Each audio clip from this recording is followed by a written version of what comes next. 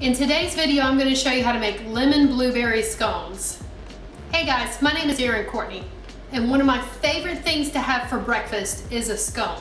A scone is basically a sweet biscuit, and it's hard finding options for different baked goods that are gluten-free or dairy-free whenever you're out and about. So what I like to do is make my own scones. I wrap them up in plastic wrap, stick them in the freezer, and pull them out as needed. But enjoying a scone with a hot cup of coffee or tea, it just doesn't get much better than that. It's the little things in life. And these lemon blueberry scones are gluten-free, dairy-free, and vegan. Is it possible for them to taste good? Of course it is. But before we get started, don't forget to subscribe because there's going to be a lot more videos coming. Let's do this. First, we're going to start out with our dry ingredients: brown rice flour, oat flour, almond flour, xanthan gum, salt, and baking powder. Now give that a little stir just to incorporate the dry ingredients together. Time to add our liquid ingredients. We're going to start with our melted plant butter or coconut oil, non-dairy milk, and maple syrup. Here I'm using oat milk, has a creamier consistency. Freshly squeezed lemon juice, lemon zest from that same lemon that we got the juice from, and then we're going to mix this all together. Now that it's ready, we're going to add our wild blueberries. These blueberries have been thawed completely and drained, because if you put frozen blueberries in the batter, then it's going to release a lot of extra moisture, and though we want the moisture from the blueberries, we don't want too much, because then that's really going to change the consistency of the dough.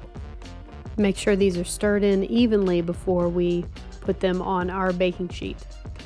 The first time I made scones, I made them in one big dough batch and I cut them into pieces. But if you're not married to the shape of a scone being in a triangle, you can use a cookie scoop and scoop them out like biscuits, because they're essentially sweet biscuits, right?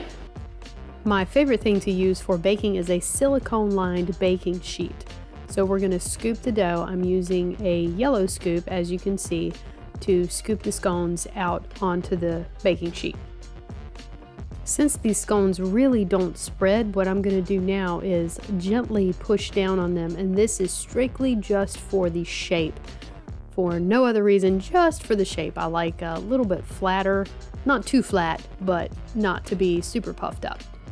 Bake these in a 350-degree oven for about 15 minutes. I know they're done when they're golden on the top and golden on the bottom. That's what I love about these silicone baking mats. They bake so evenly. When they have cooled completely, now is the time to drizzle our icing on top. The icing that I'm using is literally just powdered sugar with a little bit of water. You can do a thinner or thicker consistency, and whenever you make your icing, you can make it, like I said, as thin or as thick as you'd like, and that depends on how much water you use. When the icing has set completely, this is the time to wrap them individually in plastic wrap, and I stick mine in the freezer and pull them out the day before I'm going to enjoy one and just pop it on the counter to defrost. It is a fantastic morning breakfast with a cup of coffee. One of the things I love to do whenever I'm getting ready to eat one of these delicious little scones is pop it in the microwave for about 8 to 10 seconds. This warms it up just a little bit, and when I pulled it out of the freezer the night before and set it on the counter to thaw on its own, it is the perfect consistency. But now it's time to eat my scone. I don't have any coffee. Oh well, I'll just eat one tomorrow with my cup of coffee.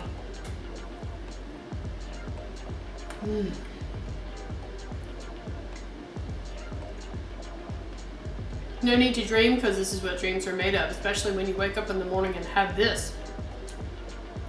I'm pretty sure these are coffee's soulmate.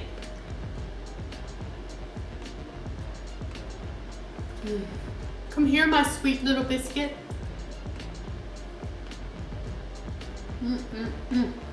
That wraps it up for today. I hope you enjoyed this video. Don't forget to subscribe, and I'll see you next time.